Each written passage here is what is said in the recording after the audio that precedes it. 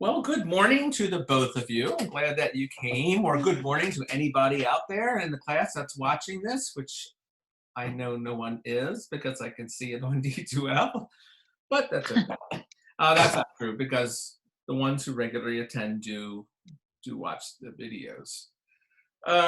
So I really only have a couple things to go over today, but I got to talk about some important things of chapter 7 that you're going to see on the quiz, because I don't want you to take the quiz next week and then go, but we never even talked about that, because that would not be fair. So the cool thing is I can actually open up the quiz and you can't see it, which I couldn't do in the classroom because I'd have to have it on the board. So I can look at the quiz and make sure I give you what you need for chapter 7. There's not a whole lot. That sounds good to me. All right. I'm going to really help you. So the other thing is I did return the planners, those of you that did the planners, which all of you did. So I did one I got this morning. I don't know if you had a chance to look at it. Just keep in mind for this paper, always give a lot of details. So especially in the language section, so don't say, well, he uses the word A, B, and C. There's a lot more words that he uses. Not only say what words he uses, but okay, how did those words help his message? How did the choice of vocabulary fit both the audience and his purpose? Right? Those are the kind of things that you want to look at. How do the words chosen help with the tone of the article? So really go into a little bit more depth. Go deeper this time. So where the last couple papers you were just saying, oh yeah, I agree with them. This time you're not agreeing or disagreeing. You're just saying, how well did the author do?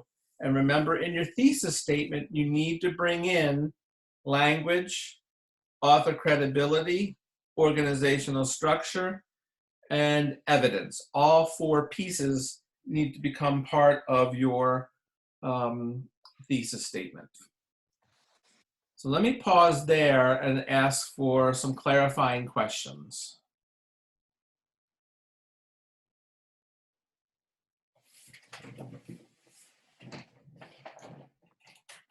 Oh, you want us to ask you questions? Well, I'm not going to ask you any. I don't. Alicia, you're on a roll today, girl. I don't have any questions yet. Okay. I didn't start I'm gonna work on that today and tomorrow, Okay. so I didn't start yet. How about you, Amber? I think language is going to trip me up. So look for, okay. So here's the approach. I'll tell you how I would do it. Oh, actually, I do have a question. Too. You don't get any questions now because you didn't have any. I missed my chance. You missed your chance. I love you guys. I'm going to miss you guys after next week. You have been really a fun class, the ones who attend all the time. So, I miss you too, honestly. Yeah, I think you spoiled us. We're probably not gonna. This was my first semester, so I'm gonna be like out of my element when I have somebody not as nice. I hope so. I hope so. Yeah, I'm gonna be like. When you get done your courses, even when you get to graduation, if you can say, I really enjoyed Dr. Cook's class. I don't like English, but at least I like this class. That's good. I love when students come back, and I'm telling you, and I'll tell anybody in the class, and it doesn't matter whether they're here or not. Once you get beyond this class, if I'm not teaching you for 102, you can still come to my office if we have an office at that time. You can still come to my office for help. When you're Don't tell me that. When you're in your programs, nursing or whatever, culinary. You're culinary, right, Alicia? Me? No. Amber. It's like a nursing diagnostic sonography. Oh, Amber. I'm culinary. You're culinary, so I won't see you anymore because you're going to be going up to Dover. So yeah. That's not necessarily true. Oh. I have, I might split some. Like I think in fall, I think I'm going to have 2 days in Dover and 1 in Georgetown. Okay. Well, the offer always stands. I probably will. Even when you get later, further down the line, after you finish your English courses and you have to write papers for other classes, if you need help, please feel free to contact me. All right. So let me. I will. All my kumbaya moment now. We'll go back to the idea of language. So what I would do first is think about the tone. Okay? And I think you both had a good description of tone on your planners. I did them late last night or early this morning, so I can't really remember, even though there's only been 4 of you that did it. From tone, then look for the words, some good words that help demonstrate that tone. Now, keeping in mind that his purpose, and you all had the purpose right, if the purpose is to persuade, he's going to use most likely loaded language. So, in other words, the tone is critical. Like, he's definitely critical, and I think you all kind of said something to that effect. You know, you might have worded it differently, and you were right. What words does he use to help give the reader an idea that he is not happy with colleges and what they're doing? Do you want me to read from the actual article? No, you don't have to do it now. I'm just kind of like walking you through like how to plan that section, Amber, because you said, well, you think that might be your hardest section. Yeah, because I've been trying to think of like, evidence is going to be easy. Evidence will be the easiest paragraph. And I think period. organizational structure you did well. Kind of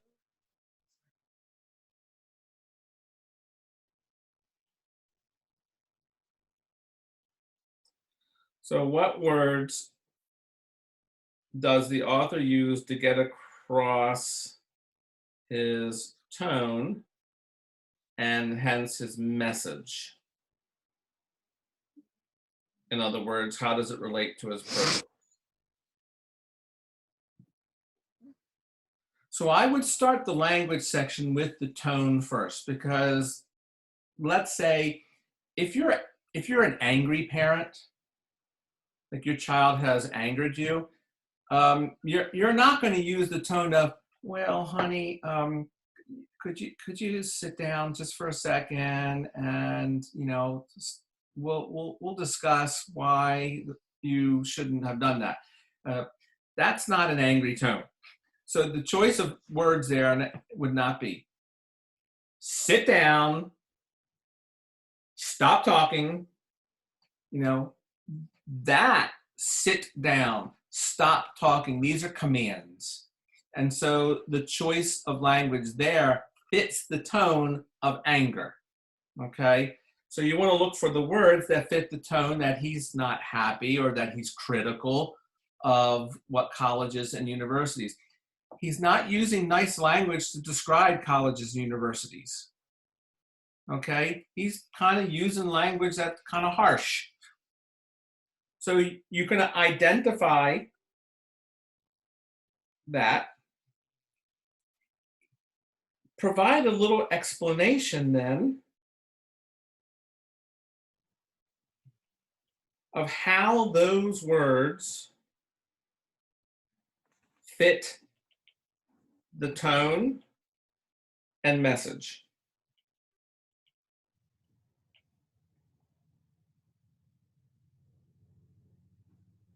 And then ultimately, you need to say, was the word choice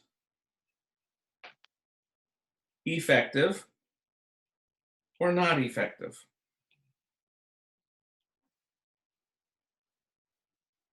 So basically, it's not like organize or so it's not like the structure where there's a specific word for the language. Like I know loaded language. Correct. But like Correct. There is no term other than loaded language. There really is no term to describe the language. You just have to use you're using evidence, really. You're using the individual words as pieces of evidence.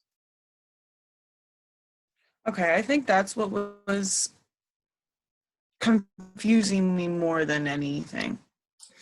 So, I mean, again, because he's persuading and because he's not happy, he is going to use loaded language. He's going to use language that the reader goes, oh, bad college, bad business. They shouldn't do that. Poor students. So what words make you think bad college and poor students? Because he's shaping the reader's attitude. When you get done the article, he wants you to go, man, students are really getting taken advantage of. They're victims. And businesses and colleges, they're in cahoots. They're not good. And to do that, he uses words and vocabulary to show that. Do we have to use the citations on those words? That's a good question. You do not. You do not. What I would do, though, is I would put the individual words in quotations. Okay? So if he uses, oh, geez, I can't even remember the article. Where is it? Malice. Malice is one of them. Complicit was one of the first ones. Yeah. So, yeah. Miserly. Malaise, exploitation. Yeah. Make sure you choose a group of words that fit, though. So don't choose complicit, enabler, exploitation, and then do something as nice, because nice wouldn't fit in. You know what I'm saying? So whatever tone you're trying to get at, make sure you choose the group of words that all fit. Okay. So you don't have to put a page number, you don't have to put a paragraph number, just use the quotation marks around those words so I know those are the words from the text that you're using. But a page number or citation is not needed. Okay. Does this help you, Amber? Yes, a lot, actually. Okay. Alicia, you good? Or any other questions? No, I'm good. All right. Let me save. You don't have your question anymore? No, he answered it. He always, when he explains something, he always explains everything. Because I know what you're gonna. I'm so smart. I know what you're going to ask. I'm not. Not today. My brain's fried. Okay. So really, you have the planners. I do have something I want to send you right now. Hopefully you can get it. So if you go to the chat. That's great. Works. Shit.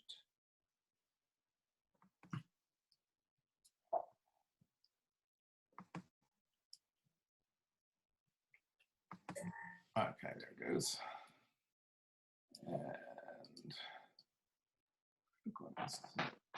drag that over here. Oh, that's really freaking weird. What? Did you get the handout? I minimized my. I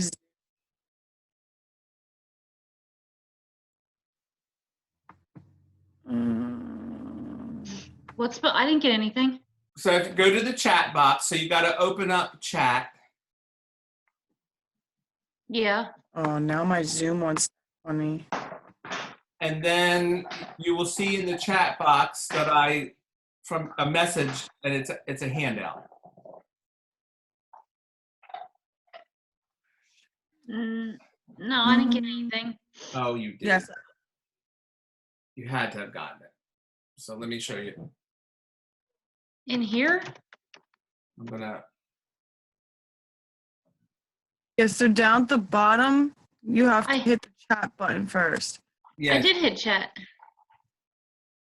All right. So wait a minute.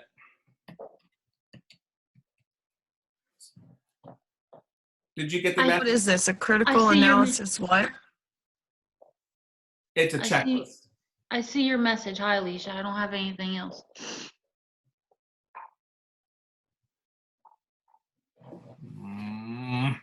Can't be, but okay. Hold on.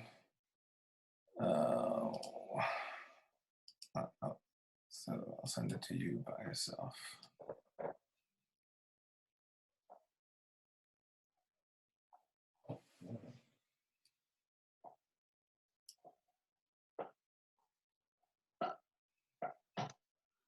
All right. You still don't have it? Nothing. Okay. So I will upload it to D2L right now then.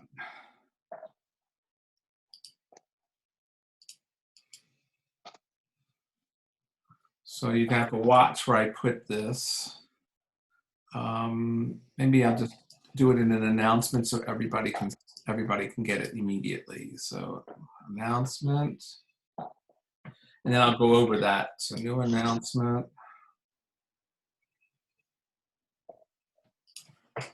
Checklist for final paper. Computer.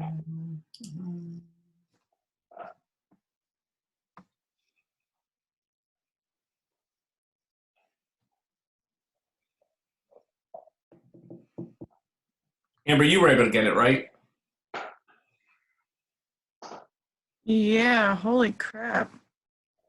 These page numbers are from the book. The old and the new. I got both sets on there, yeah. Holy shit. That's why I did it, because I wanted to be able to help everybody to make sure that you have everything, you can find it.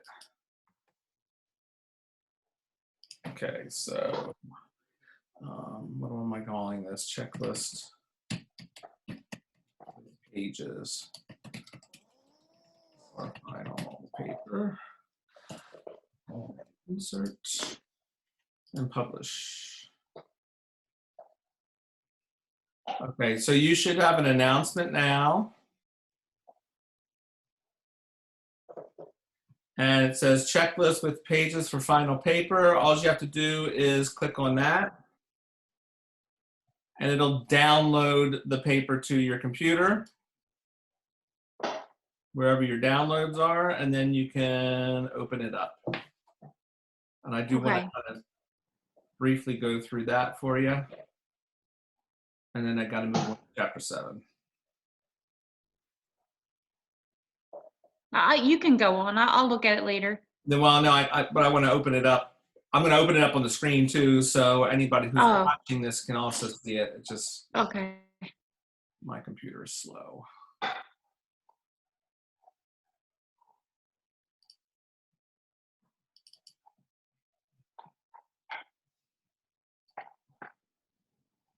Okay, opening. There we go. So now I got to go back to stop share and share screen. And there we go. All right, so you should see it on the screen. Yes, you do, because I see it on my iPad. All right. Let me see if I can make it a little bit bigger. There we go. All right, so these are just reminders. Again, it's just a checklist, but on the formatting, make sure it's APA, make sure you have the right fonts, double space, yada, yada, yada. It's a minimum of 5. You'll be so happy. Huh? You'll be so happy I did my citation page last night and I made sure I double spaced it. All right, good. Indent for every paragraph. Make sure you use transition, and I put this one on just for Amber and Shronda, even though she's not here, and she'll be watching this for sure and cracking up when she sees it. No first person or you anywhere in this paper. Mm-hmm. Minimum word. You want to know what's the worst part about What? You know what the worst part about it is, Dr. Cook? No, what? I had my last paper, two people read my paper, and I was like, hey, specifically, make sure there's no you in there. Tell me how both of them missed it. So here's the way to do it. Here's the easiest way to do it. On every Word document, up here at the top, let me point where I'm looking so you see. Up there, at the top. You're at the bar. Yes, there's a search bar, and just type in you. And what this will do is everywhere in the document that you have YOU, it will come up. So put in the word you because it also shows your, and you don't want to have your. There's you, see? That way you automatically know. Now, the problem is you can't put the word I in. Because if you put the word I in, it's going to find every single solitary time you use I. So that won't work. But the you will work. You can put in me. Okay. And so you just go through that. And we don't have any me's in there. We just have in the words. So yeah, that's the simplest way to do it. Just to double check that you don't have it, even because people might miss it. Obviously, they did. Okay. Yeah. So in terms of your introduction, you include the name of the author, the title, main idea. You have a short summary, and you have your thesis statement. All right. You should have an attention getter as well. In the body, you're then going to use examples to support your thesis. When you use quotations, make sure you use author attribution. So Perlin says that, or Perlin claims that, make sure you always say it's Perlin because it's not your opinion. It is all about the author. Okay. Now, here's the list of all those questions that are on the guidelines. These are the things that you want to bring in. Talk, text, so purpose, audience, main idea, structure, tone, all of that stuff. So you want to write your paper, and then you want to go through the checklist. Okay, do I talk about audience purpose anywhere in my paper? Yes, good, check. And then put a little check mark in there. Do I mention audience? Yes, check. Do I mention main idea? Check. Okay. Now, the cool thing is on the back, I have all the page numbers. I think the first page is the old book and the dark page is the new book. So if you're not sure how to figure out audience, you can look on page 120 or page 112. If you're not sure what tone is, look on page 115. There's a chart. If you don't know what it means by patterns of organization, there's your pages to look it up in the text. When you're talking about arguments and evidence, here are the pages that talk about arguments and evidence. Is it accurate? Is it relevant? Is it sufficient? Connotation and loaded language, there's the page numbers for that. Bias, worldview, and credibility. So I've given you all of those things you really should be addressing, but if you feel like you need a little help because you're not sure, again, about what worldview is, there's the page numbers on the back that you can look. Wow. So the old is the light and the new is the dark. All right. So it did take me some time to do this. I did it last semester, and had to update it based on the new paper. Okay. So, just kind of use that as a little help at the end just to kind of double check your work. And then, of course, when it comes to revising, have you reviewed for grammar and spelling? Did you, and you can, if you get it done, well, I'm going to give you feedback. Oh, Amber, you're driving. I'm not driving. I came into my car to get away from the wind. I'm not that silly. That's a whole ball game of driving and doing class. Whew. I had someone last year, I kid you not, for one of my classes, do her final presentation in the car, on the highway, on the side of the road. You could see the cars passing. And she was just looking at the steering wheel, and it was supposed to be a 20-minute presentation. It was about 3 minutes. Oh. Oh, yeah, see, no. If it was a 3-minute presentation, I'd be like, yeah, no problem. I'm just on the side of the road. It's okay. But a 20-minute, no. I do have a colleague who sits in her car to Zoom because she can't get any reception in her house, but in her car she can. That's crazy. And I do know students who go to the parking lot at Redner's and Starbucks and use their Wi-Fi because they don't have Wi-Fi at home. I've done that before. I mean, that's, it's a safe thing to do, yeah. Okay. They should look into their own hotspot. I haven't had to go use anybody's Wi-Fi because I just connect my laptop to my hotspot and boom, I have my own Wi-Fi. Right. And I gave those directions, but there's lots of little tricks around it. All right, so I just wanted to point that out. You have it now.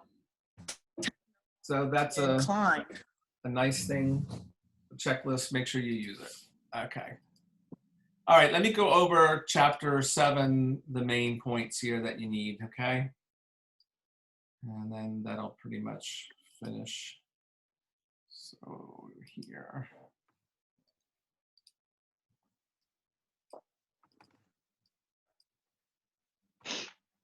This is for the chapter 7? This is chapter 7, yes. Okay. All right. You're making me mad right now. Come on.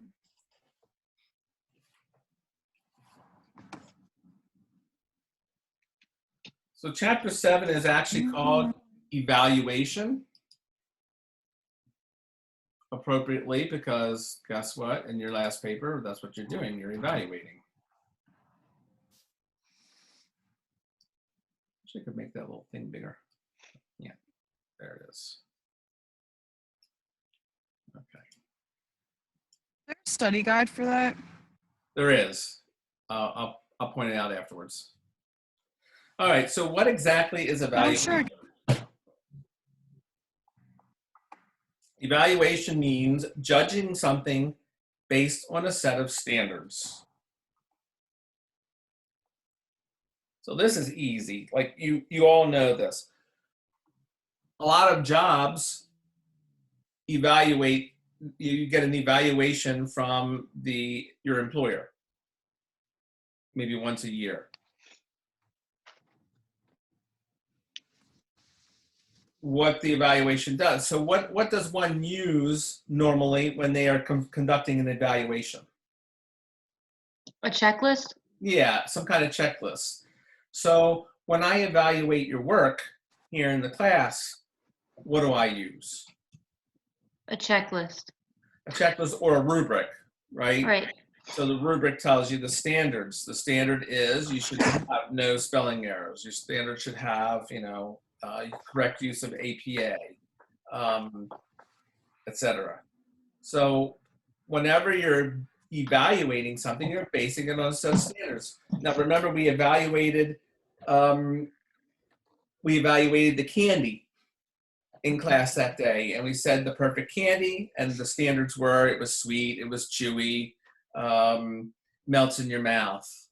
The other day, we did another example as well. I can't remember what the example was, but we also did an evaluation of the perfect meal. Yeah, at Ruth Chris. Right, at Ruth Chris. And it was based on appetizer, main course, etc. So you're evaluating in this final paper based on the set of standards. The standards are credibility, evidence, language, and organizational structure.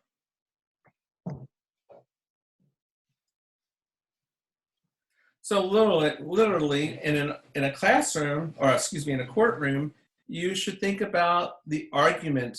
What argument is the attorney making?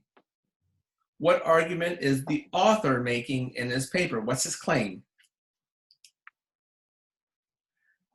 What, in the courtroom, what evidence does the attorney use to show that the person is not guilty? Or the opposite side, what evidence does the attorney use to show that the person is guilty? What evidence does the author use to show that he's trying to make a case for the fact that colleges and businesses exploit students? Was that evidence good? So here's the evaluation piece. The evaluation piece is always sort of answering the question, was it effective? Was it good? Or was it not effective? Was it not good?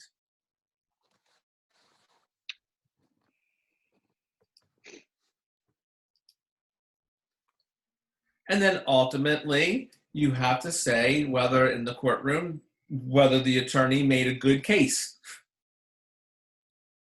And you're doing the same thing in your paper. Did the author make a good case? So everything put together. So in your thesis, you're coming up with a statement, a claim.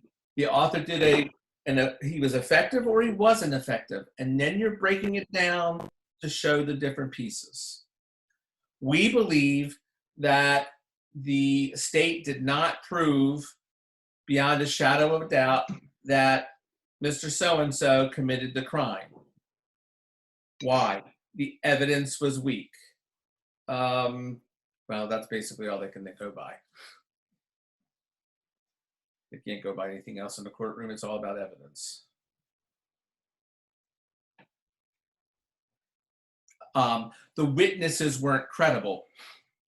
You know, you could kind of talk about credibility and credibility of the witnesses. The type of evidence was mostly testimony, an eyewitness testimony, etc.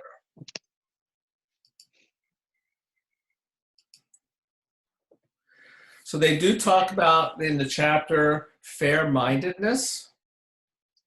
And here is where I'm going to switch, I think.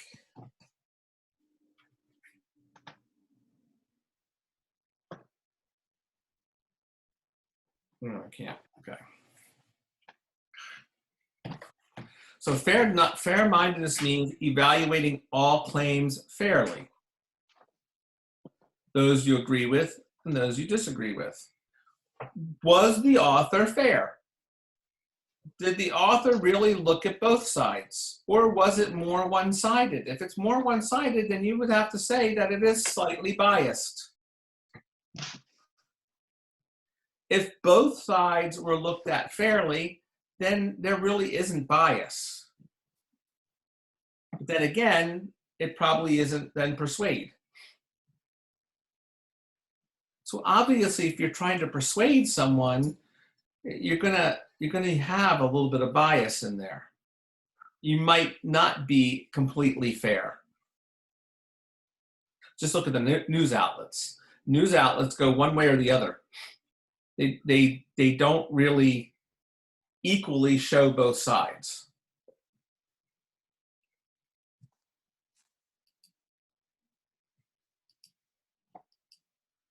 Okay. All right. So we don't need that.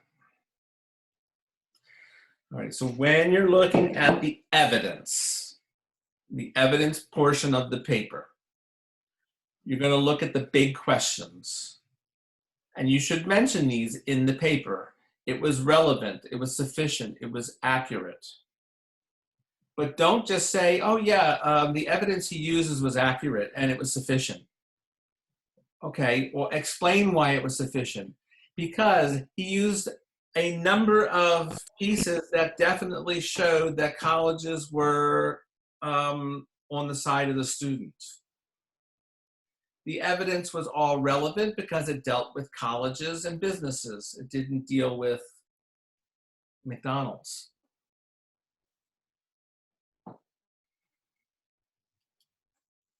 So when we're looking at relevant, you're asking, is the evidence related to the argument? We've all heard people, talk and go, well, wait a minute, that has nothing to do with the topic.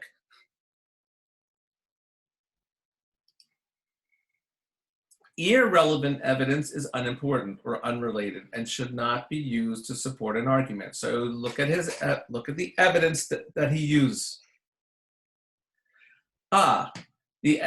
The evidence was relevant because it always pointed to the fact that colleges were doing this.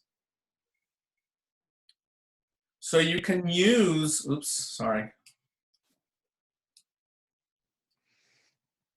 you can kind of use this question almost as in your answer, almost in your explanation.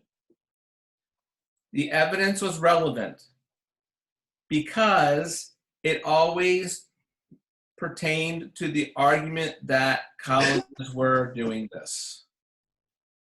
Does that make sense? Yes. Yes, kind of use that. And now, if you don't think the evidence is relevant, then you would use the second question. That's up to you.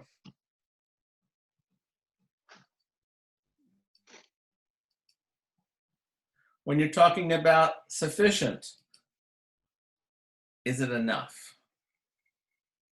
Do you think the author used enough? This is a judgment call. Well, he might have 10 pieces of evidence.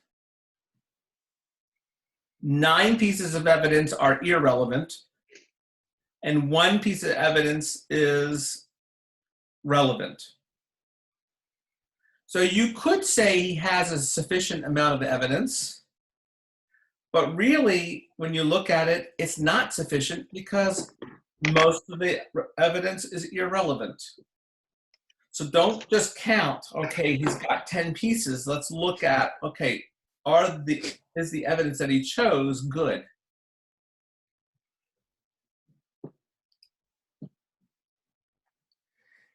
Is there enough data and a large enough sample? That doesn't really pertain to this. But if he cites facts and statistics, was it 100%? If I said 100% of the class who attends on a daily basis is satisfied, well, that's usually only 2 people, 3 people, 4 people at the most, and there's still 11 people out there in the course. It certainly looks good that 100% are satisfied, but ultimately, that's not true. Is someone breastfeeding? That's my dog drinking water. Close though. Oh my gosh. I read a paper about breastfeeding this morning, so that's why. Oh gosh, this is really embarrassing for those people that are watching now. I'm turning red. Is somebody breastfeeding? And you had to tell your son? No, my mom. Oh. He's like, oh, you had to tell your son. Mom's going to probably think, what kind of instructor do you have there? You need to go to a different school.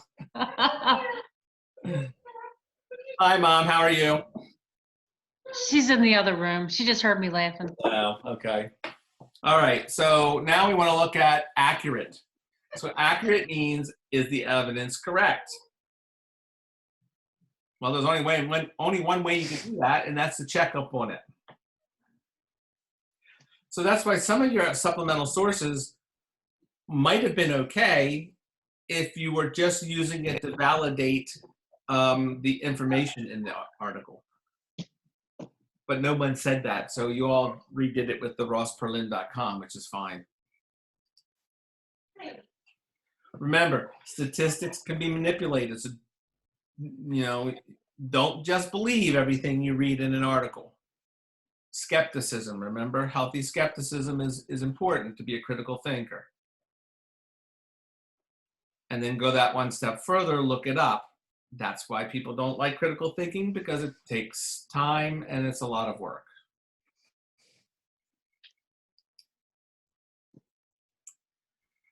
You should know the difference between fact and opinion, and that chart is in the book in chapter 7. I'm not necessarily I don't want to really take time to go over that. There is one exercise in the book. Let's do the exercise because the exercise is kind of fun and easy. Here we go. So it's on page 221 of the old book. It's exercise 7-5. 7-5.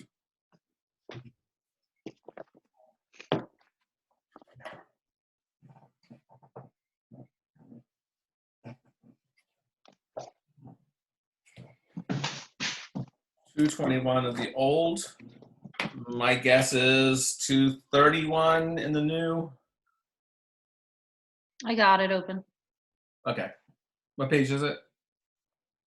I have the old book, Oh, you have the 221. old. Amber has the new. It is 232. Okay. Oh, that's pretty close. I said 231, so I was off by 1. And I hope you have the same examples. Does the first one begin with Pittsburgh Steelers? Yes. Yes, it does. Which is a team I hate, but that's fine. All right. You want to get along with my mom then? She's a Steelers fan? She sure is. I'm a Ravens fan. Ravens don't like Steelers. Okay. So the Pittsburgh Steelers have won the most number of Super Bowls as of 2015. Is that a fact or is that an opinion? Or is it both?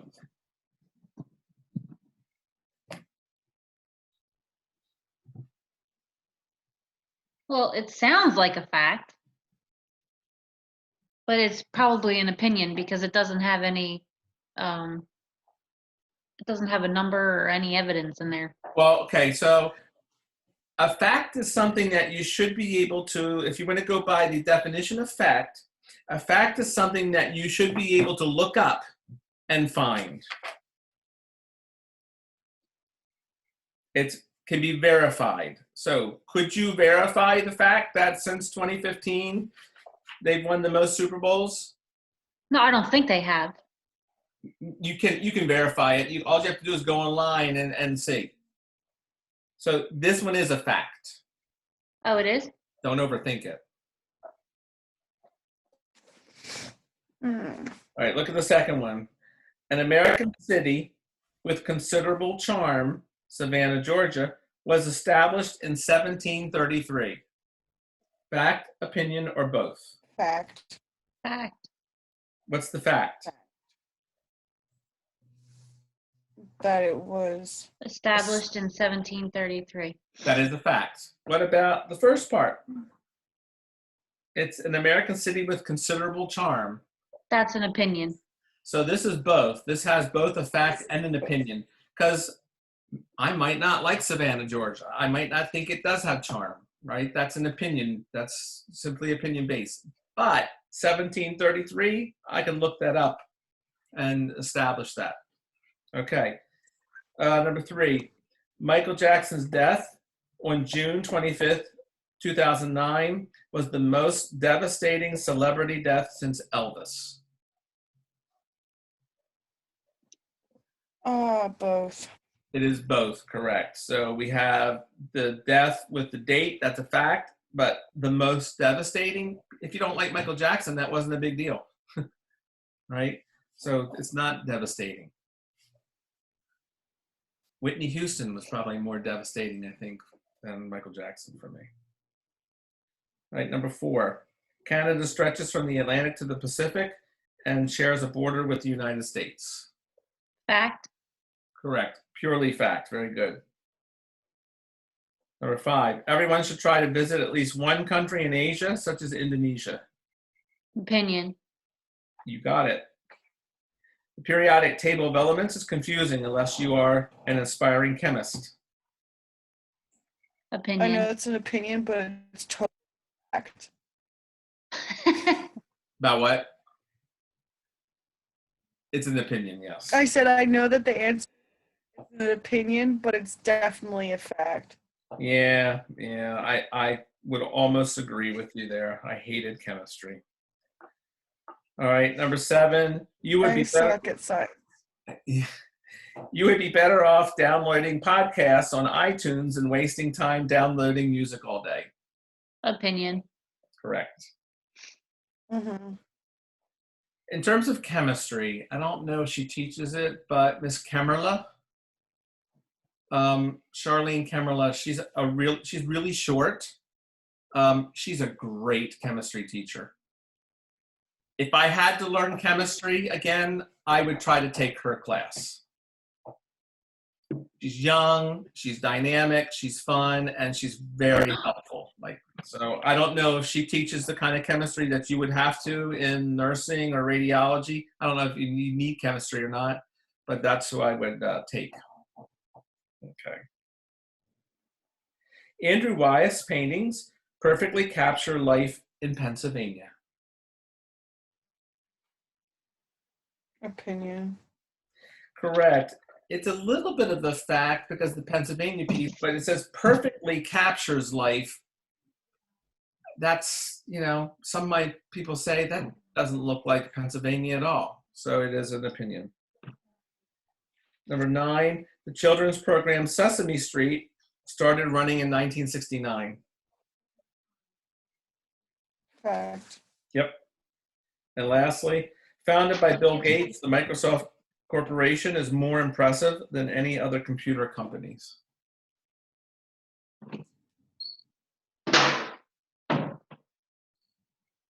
Both? Correct. What's the opinion? That it's it's more impressive than other computer companies. Correct. Very good. And the fact is that it was founded by Bill Gates, because you can look that up. Excellent. Very good. So you can look at this in your paper too. Does he use facts? Does he use any opinions? It's okay to have an opinion here and there, but you don't want to have, his whole argument shouldn't be all opinions, right? So you want to use that as a criteria for judging people's work. Did that. All right, so just a reminder again, when you're looking at evidence, there's 4 types. There's testimonials, facts and statistics, analogies, and hypotheticals. And on that checklist, it has the page numbers to go back to this to find it in the textbook. And I think that's in chapter 6, I believe.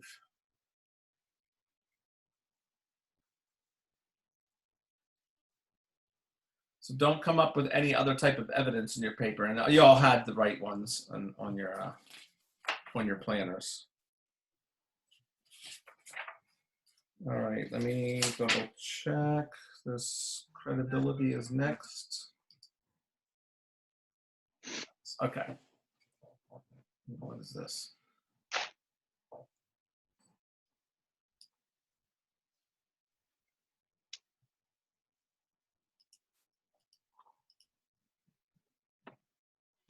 Oh, shoot. The screen captured that. Okay. All right. So Author credibility. How do we determine if an author is credible? So you want to look at some things. Look at his education.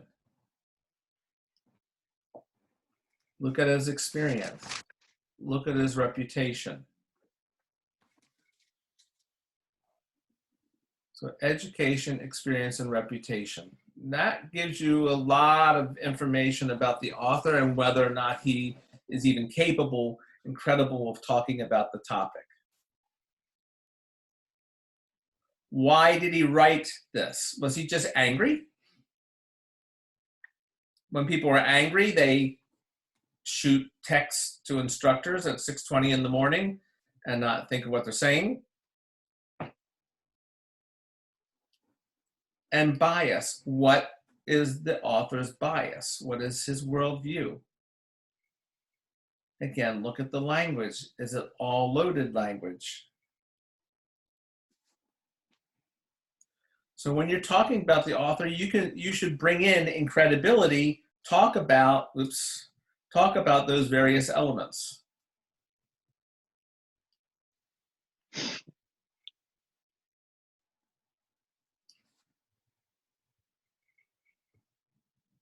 Again, on the checklist, on the reverse side, it gives you the exact page numbers in the text that will talk about this. So it's a way to brush up on this if you're not really sure on this. This is actually in the chapter. It's on page 224 or 325, something like that. So, but those page numbers are on the checklist.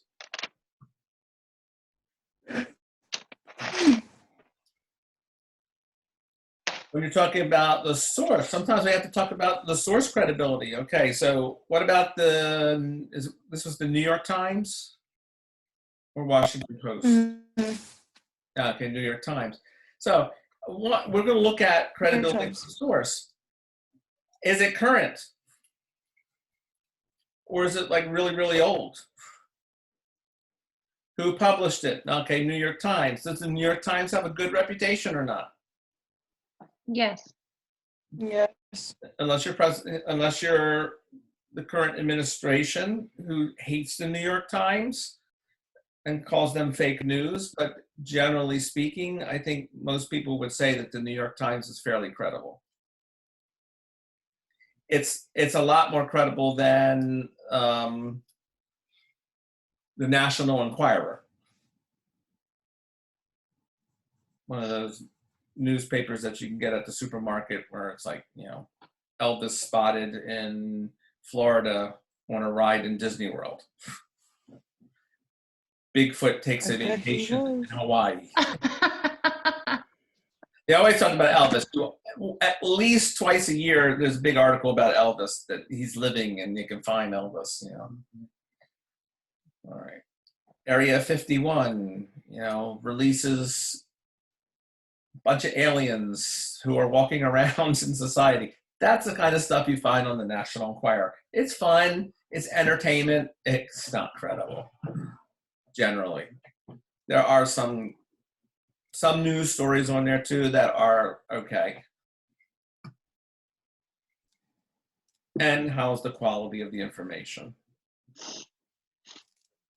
It's fun. Pick up the New York or the New York Times or don't pick up that. Pick up the National Enquirer once and read through it. It's pretty fun.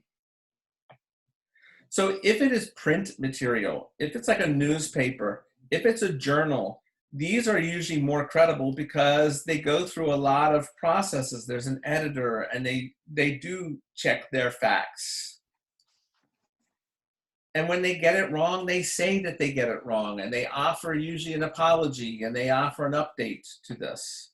If it's a journal, it's always peer reviewed, which means, there are many other people that look at it and verify it. So it's a lot more reliable and easy to verify versus the internet. The internet, anybody can publish.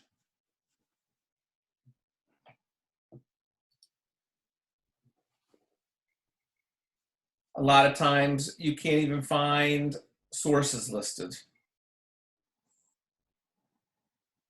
So if you had to choose, it's always better to choose print, like a database article or a newspaper, versus a website. Websites anybody can make. And on the website, they can post it. That's why Wikipedia is not your good thing, because anybody can publish on Wikipedia. So it's not reliable.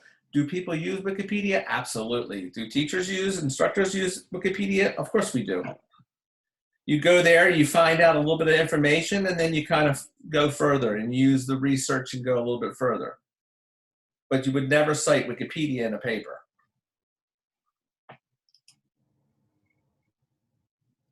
And then look at the organization, the New York Times, the New England Journal of Medicine. Organizations have bias and worldviews.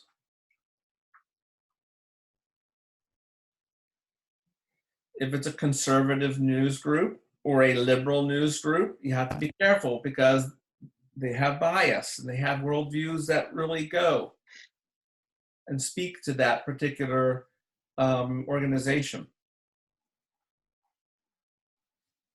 Sometimes there's a misspelling. They promote a specific issue or ideology. If you go to the Scientologist website, look at Scientology. That really is pretty much one-sided.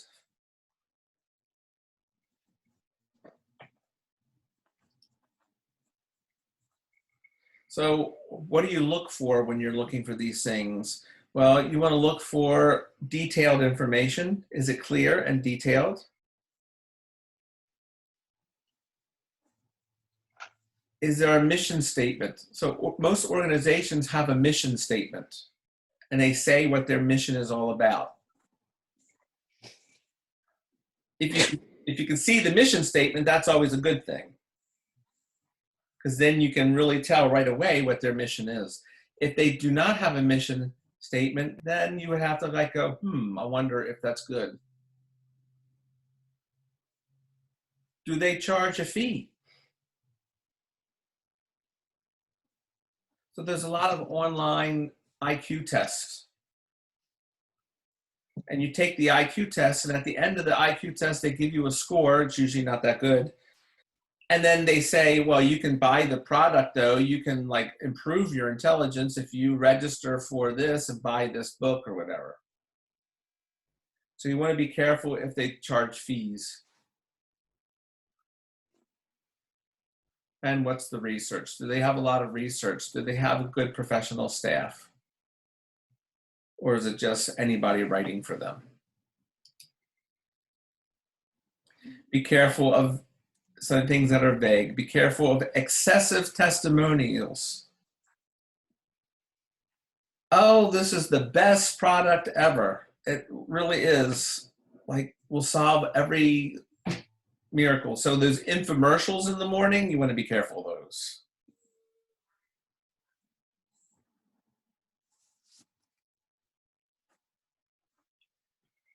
Is there contact information? Usually somewhere it says contact us, and then you can send an email or whatever. Sometimes they don't have that because they don't want to be contacted because it's bogus. So you're not really having to worry about this now. You will need to think about this when you go to 102, because in 102 you will be using websites, you will be using blogs. And so you want to kind of keep this information on the back burner, especially when you're doing 102, when you start looking at sources and go, is this a good source or not? All right. So stop share.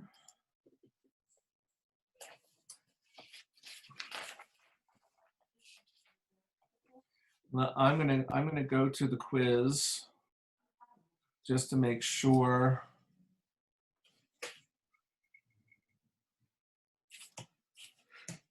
I know there's one thing I have not covered.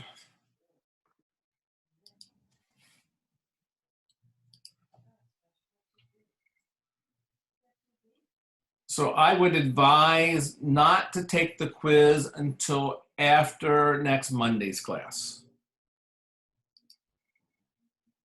Okay. Um, When is the quiz due?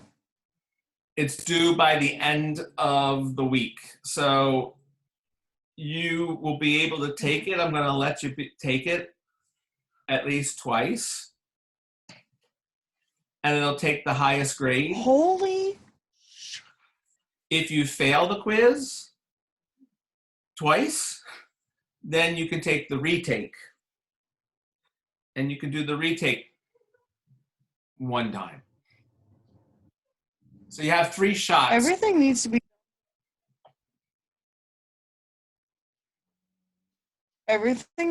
to be done by next Thursday, doesn't it? Yeah, it's the end of the semester. We're there. Holy crap, there's only a week left of school. Yep. Okay. When does summer start? When does what, summer school?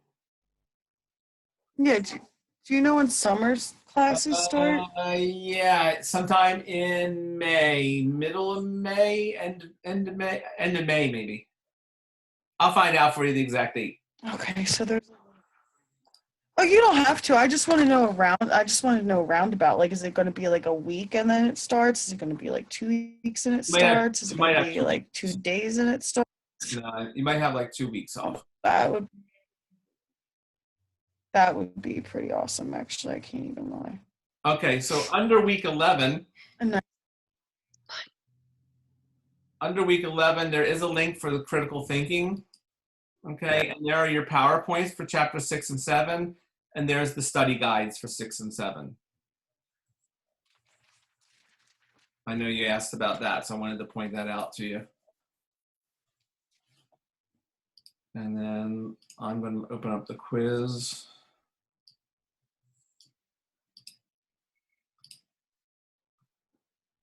There's the retake. Week 10. His birthday's next Wednesday. All right, so here's the quiz.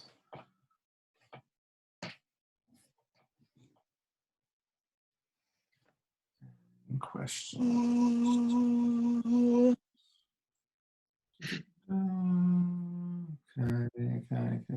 Okay, so the one area that I haven't talked about for sure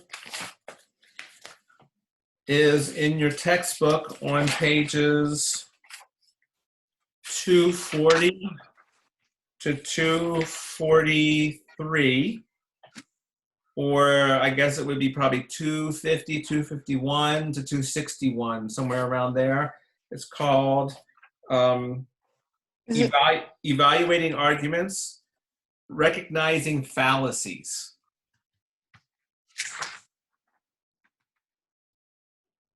So if you get to that page, let me know.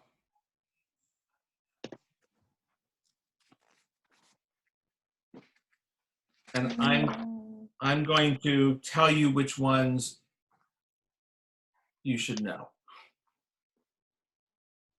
So evaluating inductive arguments? Yeah, so right after that, there's a section that says recognizing informal fallacies. Uh-huh. Got it? Okay. 239, right? Mm-hmm. It's 240 in the old text. Okay. All right, so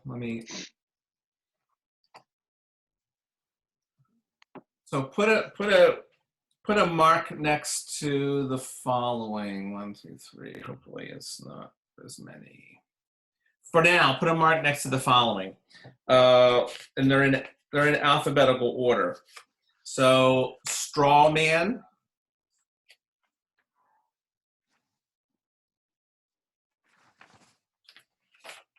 appeal to the masses, I don't see straw man. Did It's you on say page, straw? It's the very last one. it's page 243 for you, Alicia. Oh, okay. Okay, so we got straw man, appeal to the masses, Okay. false authority,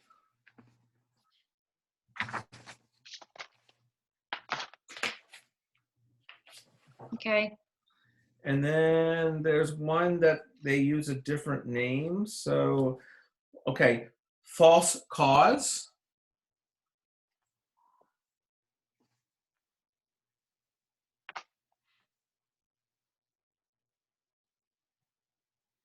and write in the book or make a big note that false cause is called post hoc. On the quiz, you're not going to see the word false cause. You're going to see the word post hoc. Talk, T-O-C? No, it's right. If you look at it, it's in the text. It says false Oh, I cause. see it. I see it. So on the quiz, this is a big hint. On the quiz, you're going to look for the word post hoc, but it's the false cause one. Okay. All right. Okay, that's not all of them. Let's try this one. All right, got that one. False authority. Straw man, very good. And slippery slope.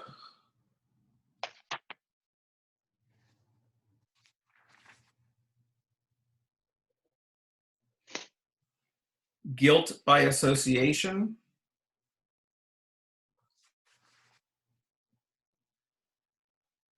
Complex question.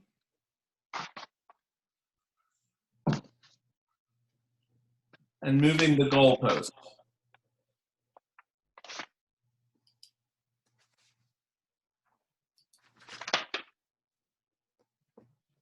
What was the last one? Moving the goalpost. Oh, okay. And then we have ad hominem.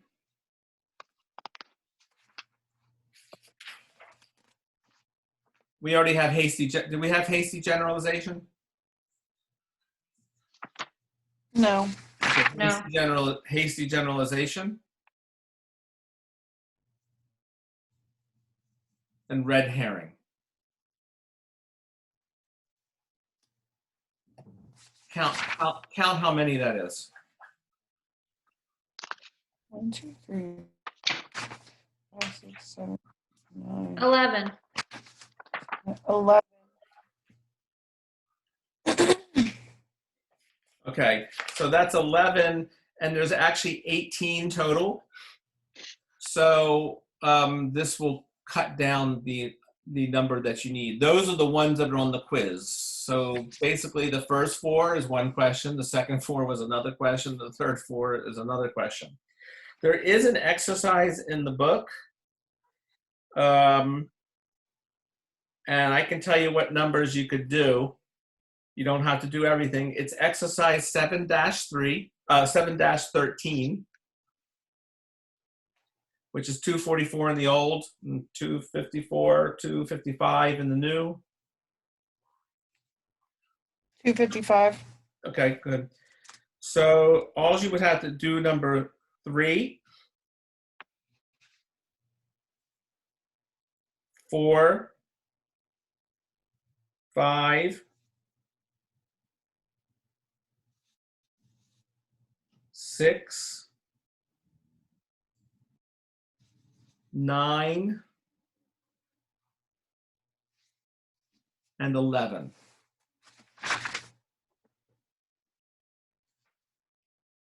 Those will give you, those are the ones that kind of are on the quiz. So it'll give you a little bit of practice how to do that. We can go over the answers to this on Monday, just to clarify. So at this point, what you're going to be working on are the rough drafts of your papers. and to try to get the rough draft submitted to me by Thursday night, early Thursday, but try like no later than 6 because I want to have to be able to read them all Thursday evening and then meet with you on Friday. And you remember your appointment times? Yes. Okay. Yeah, 3 o'clock. Okay. All right.